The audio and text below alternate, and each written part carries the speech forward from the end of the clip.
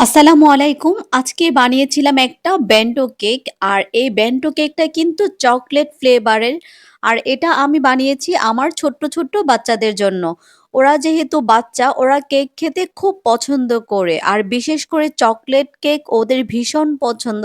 চিন্তা করলাম কি ওরা যেহেতু পছন্দ করে ওদেরকে চকলেট কেক বানিয়ে দিই। আর আমি যেহেতু এই কেক বানানো শিখেছি খুব বেশি দিন হয়নি, তাই বেশি, বেশি প্র্যাকটিস করার জন্য হলেও কিন্তু আমি বাসায় প্রায় কেক বানিয়ে থাকি। আর বিভিন্ন ফ্লেভারে কেক বানিয়ে এক্সপেরিমেন্ট করাটা আমার কাছে মনে হয় ভীষণ চ্যালেঞ্জিং একটা ব্যাপার। তারপরেও সাহস নিয়ে কাজ প্র্যাকটিস করতে হয়। কারণ কোনো একটা কাজে যদি আপনি এক্সপার্ট হতে চান, তাহলে তো অবশ্যই আপনাকে সেই কাজটা অনেক বেশি করতে হবে, তাই না? তাহলে না ওই কাজটাতে আপনি দক্ষ হতে পারবেন।